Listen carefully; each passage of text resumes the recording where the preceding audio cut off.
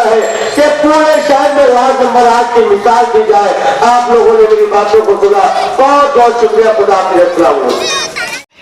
साबिक corporator Salim taxi वाला साहब देना है कि पूरे शहर में वार्ड नंबर 8 की मिसाल दी जाए।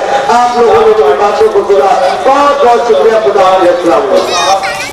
निहाल हाजी साहब, जलील हाजी साहब, अशरफ भाई लस्सन वाला, फकीरा हाजी साहब, महमूद शाह साहब और इस प्रोग्राम में तशरीफ लाए हुए तमाम ही मोअज़्ज़ज़ दोस्तों साथियों, और जहाँ तक मेरी आवाज़ जा रही है हमारी इज्जत माफ़ मोअज़्ज़ज़ ख़वातीन, अस्सलामु अलैकुम व रहमतुल्लाहि व बरकातुहू। जैसा कि आप जानते हैं कि 4 साल की तवील ताख़ीर के बाद पूरे महाराष्ट्र में कारपोरेशन के इंतखाबात हो रहे हैं। सवाल यह है कि इस ताख़ीर का सबसे बड़ा नुकसान किसको हुआ?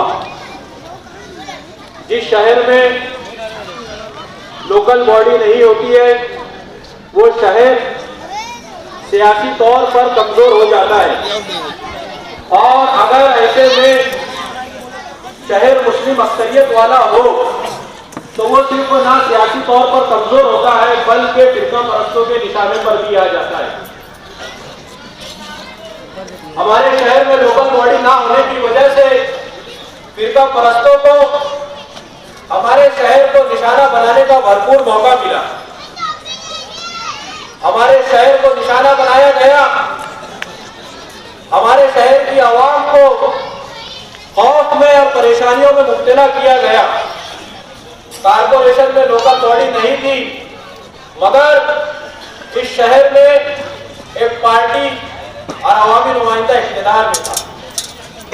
दोस्तों और साथियों, जब लोकल बॉडी के ना होने की वजह से इस शहर को टारगेट किया जा रहा था, तो जब इस शहर में फिरका वारियत फैलाई जा रही थी, उस वक्त जो लोग इख्तियार में थे वो क्यों इस शहर की ढाल नहीं बन सके? फिरका परस्तों की साजिशों को समझने के बाद, भागने के बाद, देखने के बाद इख्तियार में रहने वाले लोग क्यों खामोश तमाशाई बने रहे? क्यों ताकत के होने के बावजूद, रसाई के होने के बावजूद, यहाँ तक के असेंबली की नुमाइंदगी होने के बावजूद भी इस शहर के लिए और यहाँ के आवाम के लिए आवाज बुलंद नहीं की गई? क्योंकि इन तमाम चीजों के होने के बावजूद जो एक चीज की कमी थी वो तो इस शहर को बचाने की नीयत की कमी थी।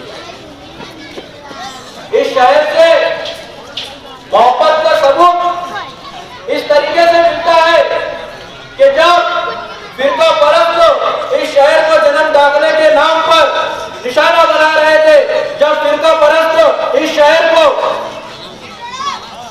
रोहिंग्याई और बांग्लादेशी मुसलमानों के नाम पर बदनाम कर रहे थे, जब फिरका परस्त इस शहर की किला झोपड़पट्टी को उखाड़ने के लिए बुलडोजर लगा रहे थे, जब इस शहर को फिरका परस्त यहाँ की लैंड जिहाद के नाम पर यहाँ पर बसाई गई बस्तियों को उजाड़ने की कोशिश कर रहे थे, उस वक्त आली जनाब आसिफ शेख रशीद साहब सेकुलर फ्रंट और माइनॉरिटी डिफेंस कमेटी के जरिए इस शहर की आवाम के साथ शाना बशाना खड़े नजर आए। चाहे वो माइनॉरिटी डिफेंस कमेटी बनाकर इस शहर की आवाम की हिफाजत करना हो या हाई कोर्ट के अंदर इस शहर की नुमाइंदगी करना हो, हर जगह पर आली जनाब आसिफ शेख रशीद साहब और मुस्तकीम डिग्निटी साहब इस शहर की बका के लिए अव्वलीन सब में नजर आए।